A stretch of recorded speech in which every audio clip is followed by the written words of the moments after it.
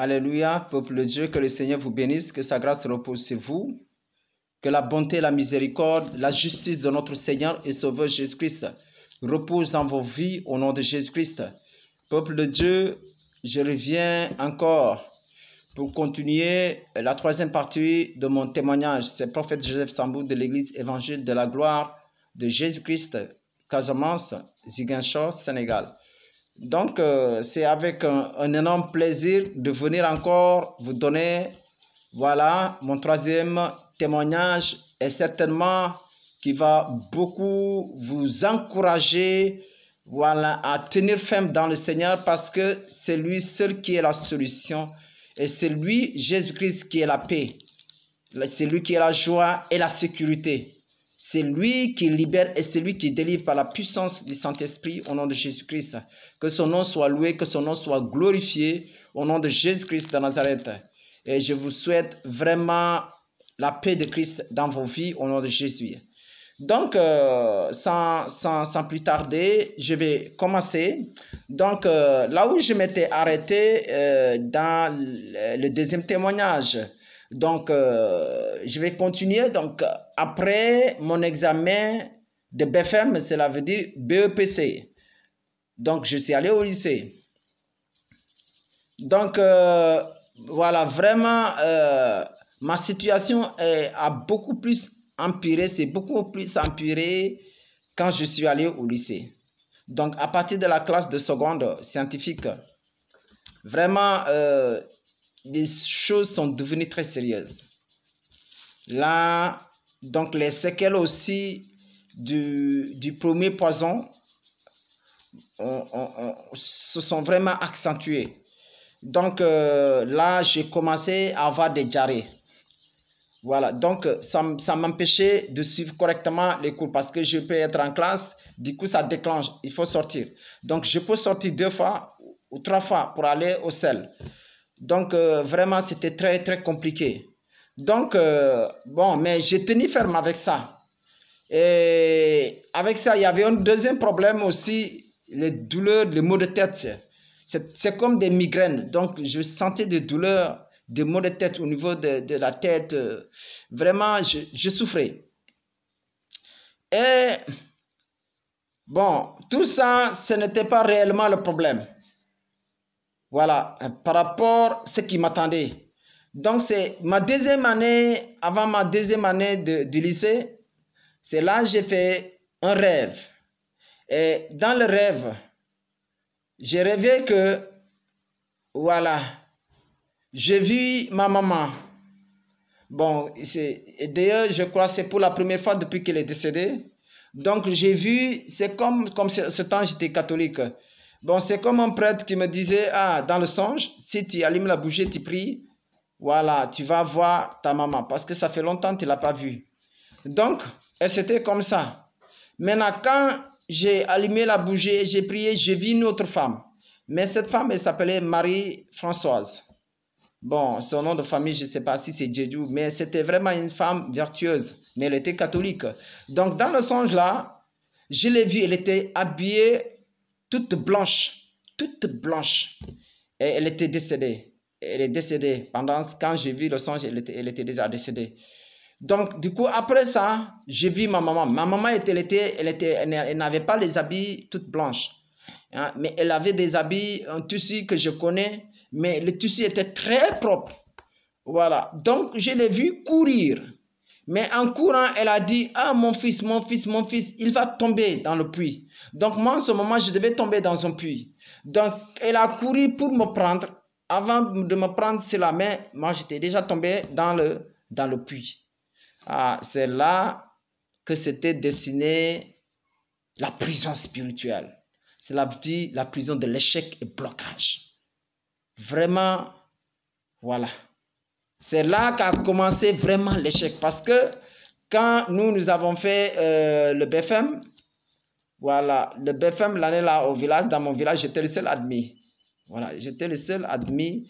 Et le BFM, voilà, au niveau national, le BFM était catastrophique au niveau national.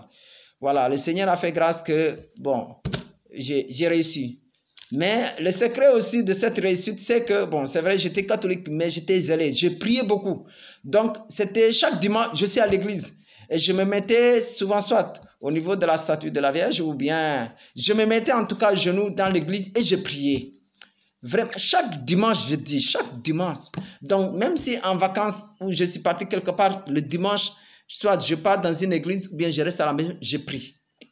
Donc, le Seigneur a fait grâce que, bon, même si j'avais reçu une menace, les vacances avant de l'année scolaire pour faire la troisième, que comme moi j'avais laissé les travaux pour aller faire des cours de vacances, je ne vais pas réussir.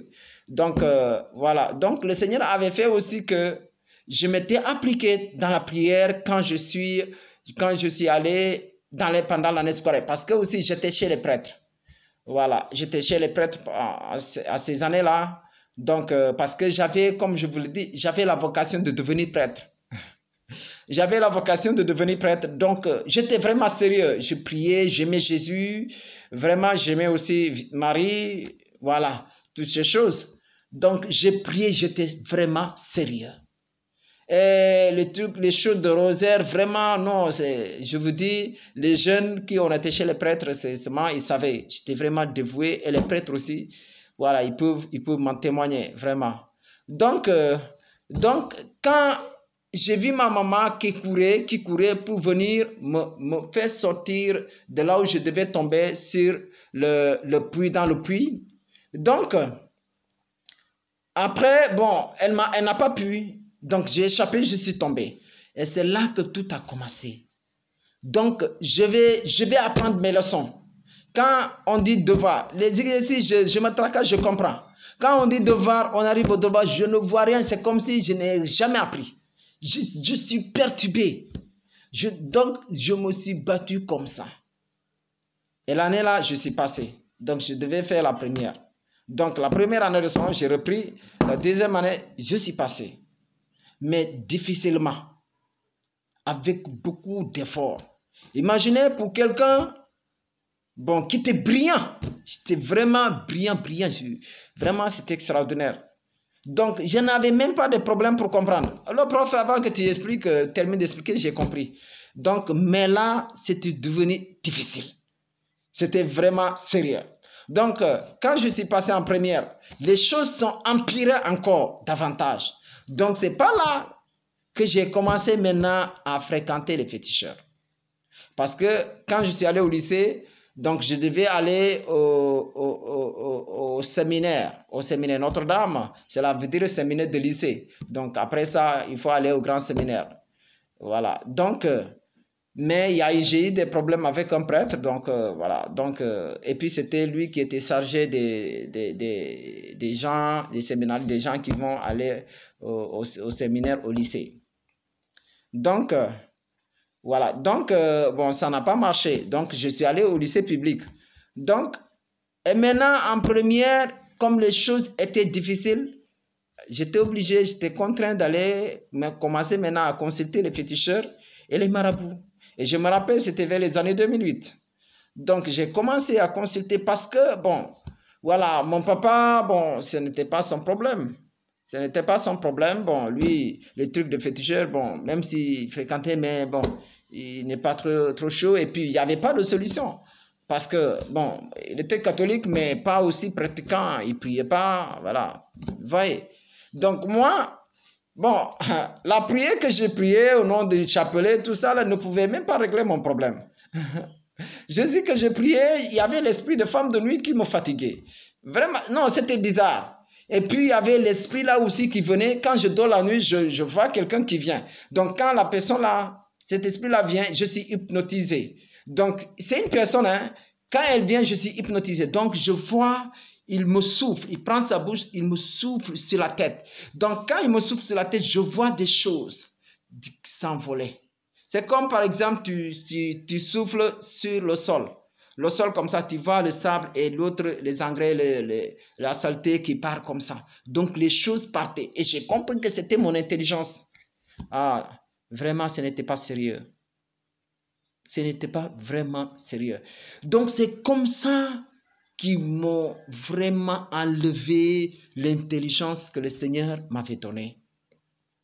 Et c'est comme ça, j'ai commencé à visiter les féticheurs comme ça, mais rien n'a changé. Rien n'a changé. Au contraire, ça s'empirait. Donc, on est allé jusqu'en terminale. La première année terminale, dès octobre, je rêve que j'ai échoué. J'ai échoué l'examen. Bon, mais comme moi, j'étais quelqu'un qui est toujours déterminé, voilà, quand je commence, je vais jusqu'au bout. Ça, c'est clair. Je vais jusqu'au bout. Donc, bon, j'ai dit de toutes les façons, je vais me donner, je vais travailler. Bon, je ne croyais pas tellement ces choses. Donc, l'année-là, j'ai échoué. Première année, j'ai échoué. J'ai dit, ah bon, peut-être c'est une question de niveau, tout ça là. J'ai dit, l'année prochaine, il n'y a pas de problème. L'année suivante, j'ai encore eu beaucoup plus de niveau. Mais je m'efforçais pour apprendre parce que j'avais comme quelqu'un qui allait avoir une dépression. Quand ma tête, et puis souvent ces problèmes-là, la diarrhée et les migraines, les maux de tête là, c'est pendant l'année scolaire que je sens que ça vient. Quand on dit octobre, l'année scolaire, ça vient, non, on est dans l'année scolaire là, ces problèmes-là reviennent. Les maux de tête, les douleurs et la diarrhée. Donc la diarrhée, je vais au sel jusqu'à des fois, c'est du sang qui sort. Donc c'est comme ça, j'ai souffert. Donc c'était les séquelles du poison. Donc, et c'est comme ça. Donc je souffre. La deuxième année, dès octobre encore, je rêve que j'ai échoué. Bon, je me rappelle une fois, mon professeur de sciences physiques, il dit que non, toi cette année, tu vas réussir ton examen. Si tu ne réussis pas, personne ne va réussir. Donc effectivement, on est allé jusqu'à l'examen, zéro. Zéro. Ah, j'ai dit non, c'est pas possible. Non, j'étais découragé, mais j'ai dit, je n'abandonne pas. Parce qu'une chose, je connais qui j'étais. J'étais super intelligent. Et même dans l'école où j'étais, j'ai remporté des prix. Par exemple, au collège, l'année de troisième, j'ai remporté 2 prix. 2 prix. Biologie, histoire, géo, j'ai remporté. En mathématiques, il y a une sœur qui avait repris, vraiment, elle m'avait largement damé. Elle était bien. Donc, c'est elle qui a pris première en mathématiques. Donc, je n'avais pas pris le prix de mathématiques. Seulement, j'ai pris le prix de histoire, géo, j'étais primé et SVT. C'est biologie. Voilà, sciences de la vie et de la terre. Donc, ce sont les 2 prix que j'ai pris. Mais sinon, l'école élémentaire, j'ai raflé tous les prix. Non, ça, j'ai rappelé tous les prix. Donc, vraiment, Dieu merci. Le Seigneur, gloire à lui. Donc, quand j'ai échoué la deuxième année, la troisième année, j'étais obligé de changer dans mon département, m'éloigner de mon village, de ma localité pour aller dans un autre département. Et je continuais toujours à fréquenter les féticheurs. Donc, je partais jusqu'en Guinée. Donc, partout où j'entends il y a un féticheur ou un marabout, je partais. Mais jamais qu'il y ait d'amélioration. Quand on me donne un médicament pour me laver des trucs comme ça, bon, les choses vont se calmer 1 jour, 2 jours. Mais 3 jours, ça revient. Donc, et puis, tout ce qu'on m'offrait comme de l'argent, j'étais obligé d'aller dans ces lieux, consulter ces gens-là pour essayer de voir si je vais trouver une solution. Mais rien. Donc, c'est comme ça. La troisième année, j'étais obligé d'aller jusqu'à dans un département, notre département, toujours dans Ziguinchor, Casamance, un département qu'on appelle Bignona, donc c'est pour étudier. Bon, parce que après j'ai vu mon professeur de sciences physiques, je lui ai dit que vraiment moi, je ne peux pas rester ici pour réussir. Ce n'est pas possible. Il faut que je m'éloigne de chez moi, de ma localité, vraiment. Parce que, voilà, si je suis proche de mes ennemis, bon, à tout temps ils sont avec moi et puis ils ont les possibilités vraiment de me nuire. Donc, bon, le professeur là, il m'a dit, ah, il faut aller dans mon département. Je sais que dans mon département, Bignona commune, vraiment, il y a de très bons professeurs. Donc, je suis allé là-bas. Donc, Dieu merci, j'ai trouvé l'école et j'ai étudié. Donc, après, j'ai commencé à consulter les féticheurs encore. Mais partout où je pars, on me dit, toi, il faut que tu t'élèves. Sévèrement, sérieusement. Oui, avec force. Sinon, tu ne vas pas réussir ton examen. Tu ne vas jamais avoir ton bac. Et comme je faisais la série scientifique, bon, voyez, tous ces problèmes, jalousie, des choses comme ça, tu sais, l'homme noir. Donc, je rêve encore. Une fois, j'ai rêvé que j'étais tombé d'un étage jusqu'au jusqu'au sol. J'ai compris que encore il y a un problème. Mon examen, dès octobre, hein, dès le début, les premiers mois de l'année. Les 3 premiers mois, hein, je vois ça. Mais néanmoins, j'étudie. Je continue à étudier. Donc, et c'est comme ça. Jusqu'à l'année, 3e année, j'ai échoué. Non, maintenant, je suis parti au village. Après... Non, mais quand je suis parti au village, je rêvais déjà que je suis parti au village pour aider mon papa à cultiver. Mais j'ai fait quelques jours, je suis rentré en pleurant. Donc, effectivement, quand j'ai échoué l'année là, je suis reparti au village. Donc, je n'ai pas duré. J'ai fait, je ne sais pas, une semaine. En tout cas, une question de 1 mois maximum. Donc, quand on a commencé à cultiver un moment, bon, il y a une dame qui m'a dit que toi, tu ne vas jamais réussir ton examen. Le bac là, tu ne vas jamais l'avoir. C'est mieux d'aller faire autre chose. Mais sinon, ton examen, tu ne vas pas réussir. Je lui ai dit, ah bon, oui, ok. Je lui ai dit, ok, d'accord, j'ai compris. Et je me situe. J'ai dit, mais pourquoi cette personne-là, cette dame-là me dit que tu ne vas jamais réussir, tu ne vas jamais avoir ton bac? Qu'est-ce que moi j'ai fait?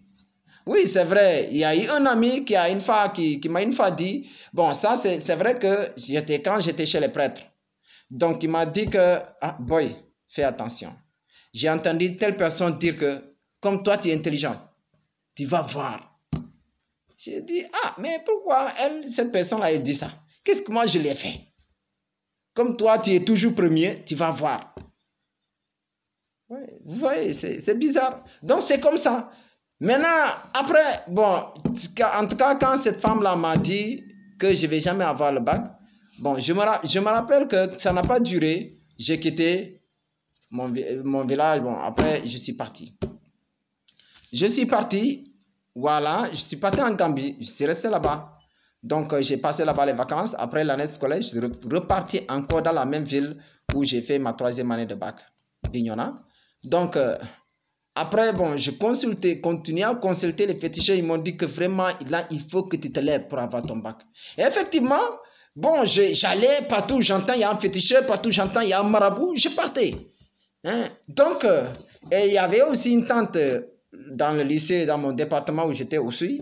Bon, elle faisait aussi des choses. Maintenant, il y avait aussi dans un village où il y avait une dame, ma tante. Elle était malade, elle était allée chez un guérisseur. Donc, de là-bas, il y a une maman là-bas, elle m'a dit que petit, tu as beaucoup souffert, tu souffres beaucoup. Il y a quelqu'un que je connais, et je vais t'amener là-bas. Je lui ai dit d'accord. Maintenant, quand je suis allé là-bas, j'ai vu, il m'a montré, il m'a amené chez un guérisseur. Et c'est le guérisseur là qui m'a dit, toi aussi encore, ton examen, il faut que tu te lèves. Vraiment, il m'a dit, bon, tu vas amener un corps, des trucs comme ça. Mais le problème de mon ventre, il m'a dit que, effectivement, toi, on t'a donné un poison. On t'a donné un poison et les choses sont dans le ventre. Donc, il m'a dit que tu as souvent des diarrhées. Je lui ai dit, non, ça c'est clair. Et c'est là que je lui ai expliqué encore, lui dire que cette diarrhée-là me fatigue beaucoup. C'est comme les gens, ils disent qu'à l'hôpital, c'est comme ils disent que dysenterie. Mais ce n'était pas ça réellement. Parce que tout ce que je mange, il y a la diarrhée se déclenche. Donc, même le riz blanc, avec le poisson sec, ça se déclenche. Donc, j'ai souffert avec ça, je vous dis. Et jusqu'à ma dernière année là, de bac, vraiment, même si le chemin de l'école, et l'école était très éloignée, peut-être 6 km, 6 à 7 km comme ça. Donc, en cours de route, des fois en cours de route, la diarrhée se déclenche. Donc, si je ne trouve pas une maison rapidement pour aller faire les besoins, ça descend. Ouais, j'ai fait... Voilà, ça tombe sur mon caleçon. Okay? Ça m'est arrivé plusieurs fois. Donc, quand ça déclenchait, immédiatement, je dois trouver une douche. Et donc, c'est comme ça. Et des fois, je suis obligé d'aller demander quelque part dans une maison, et puis d'aller dans la douche, et puis soit enlever le caleçon, je jette ça dans la douche, et puis porter la culotte et le pantalon et partir à l'école. Donc, c'est avec cette souffrance que j'étais. J'ai souffert avec ça. Et j'ai dit que je vais réussir. Donc, imaginez, cette souffrance-là, c'était atroce. C'était atteint à un certain niveau pendant 4 ans de terminale. Et c'est comme ça. Donc, après le vieux, il m'a dit qu'effectivement, Toi, c'est ça. Et donc, quand j'ai fini de l'expliquer, maintenant, il m'a dit qu'il m'a mis un produit. Après, il a pris ses dents, sa bouche. Il a mordu mon ventre. Et quand il a mordu, il m'a blessé, hein? Ça saignait un peu. Donc, quand il m'a mordu, il a levé des choses noires. Il m'a dit, c'est ça qui te fatigue, c'est ça qu'on t'a donné. Vraiment. Et vraiment, j'ai constaté depuis ce jour-là, je n'ai plus vu de diarrhée. Vous voyez. Mais les attaques sont là. Donc, je priais le Seigneur, bon, prière catholique, mais un jour, j'ai entendu une voix qui me dit, il faut lire les psaumes. J'avais les petites Bibles là, Gédéon. Donc, des fois, je lisais les psaumes. Donc, la personne qui venait tout le temps, me soufflait le vent sur la tête, elle venait. Mais des fois, quand je lis les psaumes, ça ne vient pas. Donc, j'étais oppressé. Donc, après, vers l'examen, l'approche de l'examen, je suis parti vers les féticheurs encore, consulter des choses, de me donner des trucs. Après, une maman aussi, elle m'avait donné des médicaments, tout ça là. Mais j'ai compris. Mais quand elle m'a donné le médicament, mon esprit était revenu normal. J'étais non intelligent. Je vois les choses, je comprends les exercices, je comprends tout. Très bien. Un jour, je rêve. J'ai vu des gens. Ils sont venus.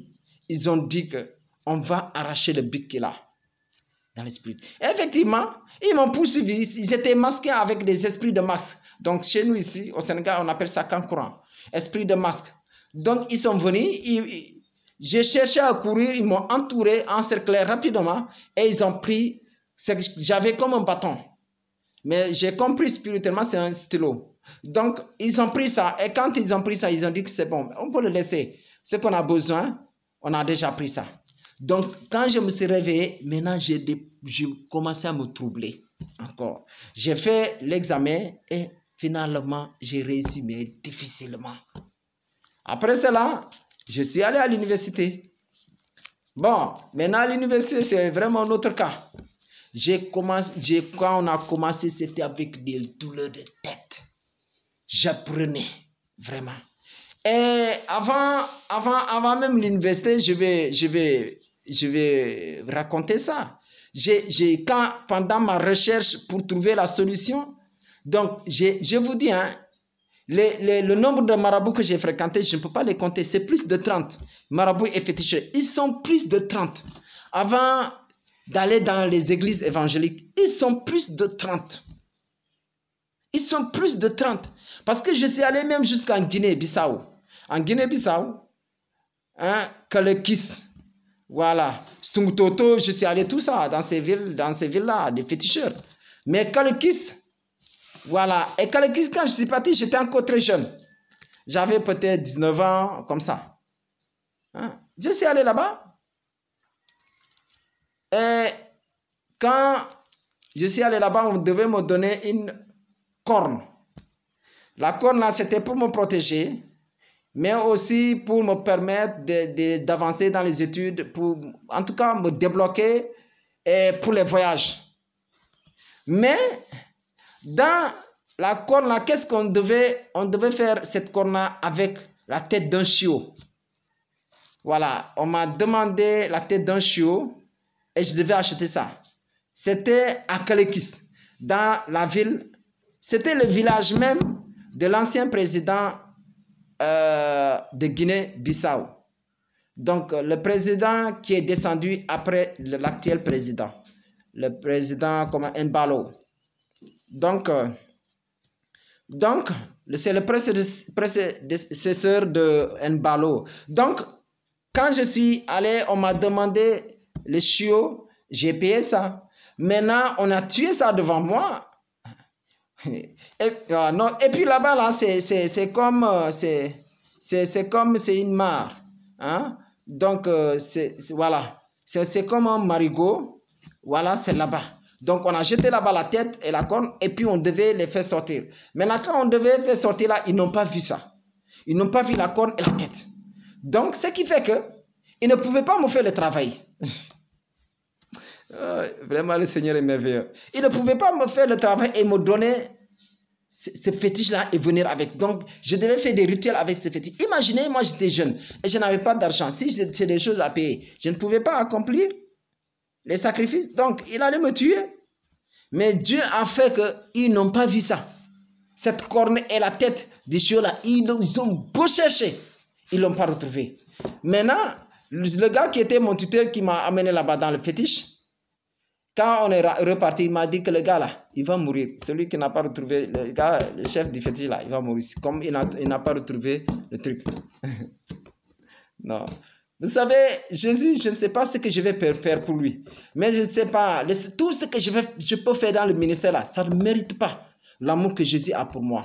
Donc, et puis, je suis rentré au Sénégal, en Casamance, tout triste. Parce que je sais que je suis allé chercher pour la protection, un fétiche, des trucs comme ça, je ne l'ai pas eu. Donc, je suis rentré très triste. Après, bon, voilà. Donc, là, c'est continué comme ça. Maintenant, ma deuxième année, et on est allé de l'année de terminale jusqu'à ce que j'ai reçu le bac. Mais il paraît que quand j'ai reçu, tout le monde était étonné comment est-ce que j'ai fait pour réussir, même dans mon village natal. Tout le monde était étonné comment est-ce que j'ai fait pour réussir. Oui, mais c'était normal parce que le lieu où j'étais condamné à réussir. J'étais condamné à réussir. C'est-à-dire, réussite là, ce n'est pas possible. Bon, Dieu a fait qu'après je suis parti à l'université. Dieu a fait que j'étais orienté. Maintenant, et dans l'orientation, avant de partir, j'ai consulté un féticheur. Il m'a dit, ah, un marabout d'ailleurs, toi tu vas partir là-bas. Mais on va te donner un poison. Il y a quelqu'un qui te connaît très bien. Il va te donner. Bon, moi, bon, j'ai dit, ah, bon, j'ai noté ça, mais je n'ai pas pris ça en considération. Et puis, l'année là, effectivement, c'est ça. Parce que quand les bourses étaient sorties, j'étais boursier, j'étais admis à la bourse. Donc, voilà, cette personne était la première à m'annoncer ça. Et pour me dire que je suis admis, donc il m'a invité, des trucs comme ça. Je lui ai dit non, c'est pas la peine. Il a insisté, il a voulu connaître, c'est le jour-là qu'il a voulu connaître chez moi et il a fait tout pour connaître. Maintenant, après, il m'a dit que non, je vais t'inviter chez moi, on va truc. Bon, après, j'ai dit, bon, c'est pas grave. On est parti. Donc, quand on est arrivé, il a dit, on va manger. J'ai dit que non, j'ai mangé chez moi. Il a trop insisté. Bon, j'ai dit, ah bon, c'est pas grave. Maintenant, il est rentré dans la cuisine, il était en train de faire préparer. Bon, maintenant, moi, là où j'étais assis, c'est comme quelqu'un qui m'a dit, lève-toi et rentre dans la cuisine. Quand je suis rentré, il a sauté d'un coup. Il était étonné parce qu'il était en train de faire la sauce. Bon, j'ai compris qu'il y a un problème. Mais après, j'ai laissé passer. Maintenant, quand on devait manger, il m'a dit que non, lui, il ne prend pas la sauce. Ah bon, oui. Et puis la sauce, c'était en rouge. Sauce quelque chose, sauce tomate. C'était rouge. Ok, on a mangé. Donc, quand on a mangé, après, on a bu, on a pris bière. Donc, après ça, moi, je suis la nuit. Après, on est revenu, on a fait quelques trucs. Après, on est rentré. Donc, quand on est rentré, je suis rentré chez moi. La nuit, j'ai eu des maux de ventre. J'ai commencé à vomir. J'ai commencé à vomir des choses noires. Et après cela, je suis parti consulter un féticheur encore. Il m'a dit que toi, on t'a donné du poison. Maintenant, après, un autre féticheur, il m'a dit que si tu me dis tout de suite là, je vais faire un travail, il va mourir. Je lui ai dit non, c'est pas grave, il faut le laisser. C'est pas grave. Et c'est comme ça. Donc, tous mes problèmes sont là. À l'université, j'avais des difficultés pour réussir, pour apprendre mes leçons. Mais je forçais. Je me donnais à fond. Même avec les douleurs de tête. C'était comme... Non, mon histoire, je ne peux pas vraiment détailler parce que c'est très long. Donc, je ne fais que résumer. Je ne fais que donner quelques petits détails. Donc, à l'université, c'était comme ça. J'ai souffert. Comme ça. Donc, après, je suis passé première année. Et deuxième année, durant toute, même première année, tout ça là, ma soeur me parle d'aller dans les églises évangéliques. J'ai dit non. Moi, ces trucs d'église là, c'est pas la peine. J'ai pas besoin de ça. Moi, je crois au fétiche, au marabout, et puis voilà, c'est tout. Donc, et c'est comme ça. Je suis allé deuxième année. Maintenant, deuxième année, bon, comme moi, je ne connais rien de l'évangélique, donc, j'ai commencé à visiter les féticheurs. Même quand je dois avoir un examen, je pars. Voir les féticheurs, ils me donnent. Ah ben, voilà, c'est pas comme avant. Mais pendant ce temps, j'avais un ami, lui, il était catholique. Donc, lui, et puis il fréquentait le renouveau charismatique. Donc, après cela, bon, maintenant, j'ai oublié. Le songe là, c'est ce qu'il m'a dit, c'est avant le songe ou bien après le songe. Mais je me rappelle que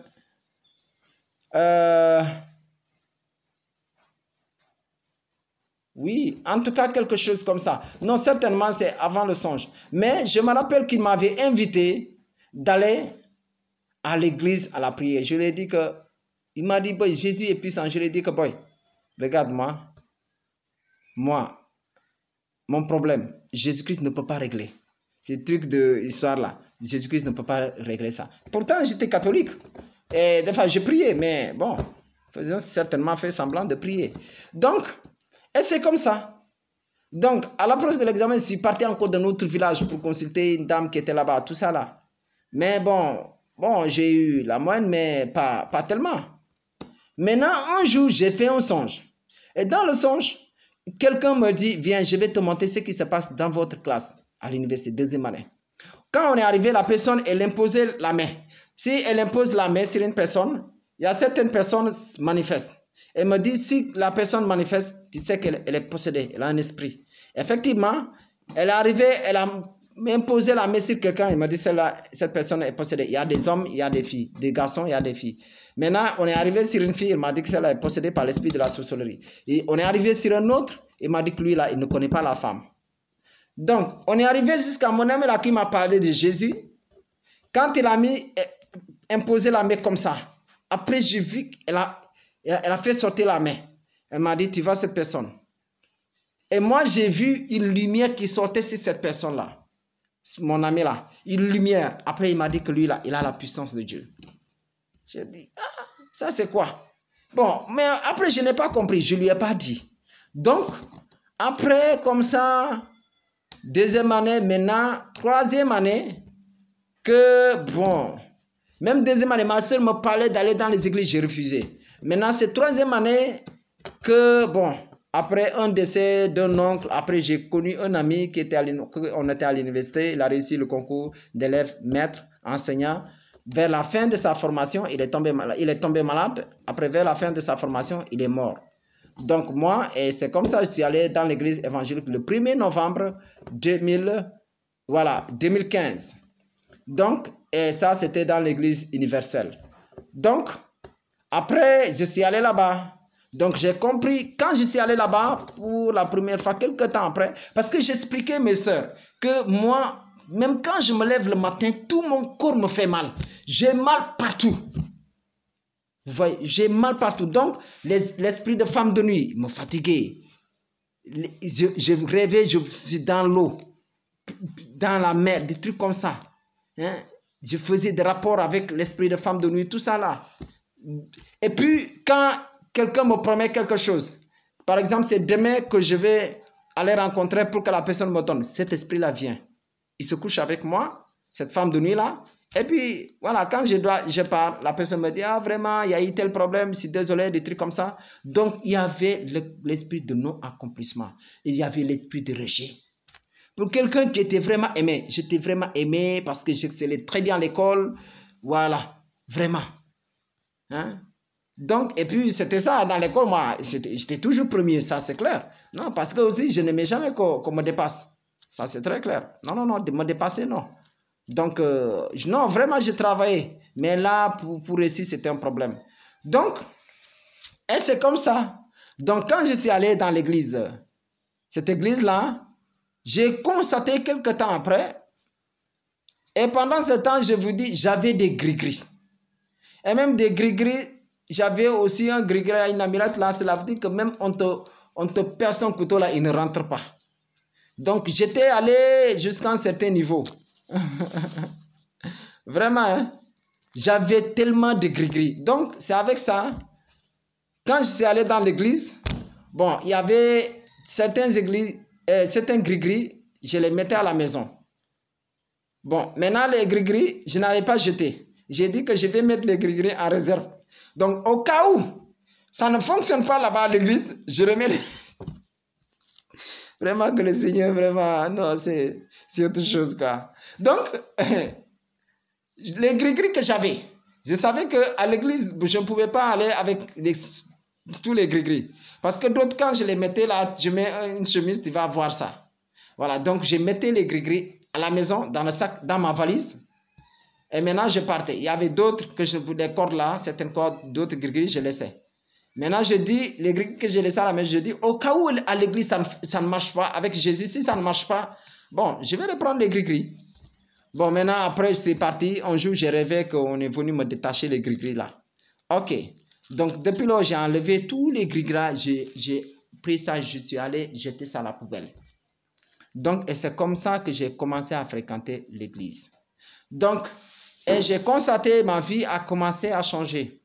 Donc, et c'est comme ça. Mais sinon, et j'ai constaté à l'université aussi, vraiment, voilà, j'ai commencé vraiment à progresser. Et je vous rappelle que quand j'étais au lycée, mes premières années, deuxième année au lycée, il y avait une fille qui m'avait dit que, toi, tu ne vas pas réussir, et ça dit, tu ne seras rien dans la vie. Tu ne deviendras rien. Je lui ai dit, quoi? Moi, je ne serai rien dans la vie.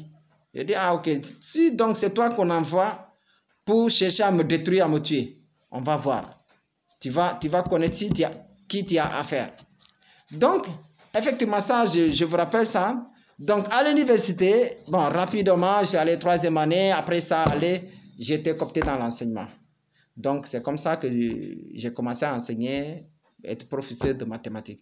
Et j'ai béni le Seigneur pour ça. Maintenant aussi, après, je vais vous donner mon témoignage quand je suis venu à Jésus, qu'est-ce qui s'était passé, comment est-ce que j'ai rencontré réellement Christ et comment est-ce que Jésus-Christ a changé ma vie. Soyez bénis, que le Seigneur vous fortifie. Donc, c'est pour vous dire que vraiment, ma vie n'était pas facile. J'ai traversé beaucoup de difficultés, beaucoup d'épreuves. Mais tout est pour la gloire de notre Seigneur et Sauveur Jésus-Christ. Soyez bénis. À la prochaine. Merci.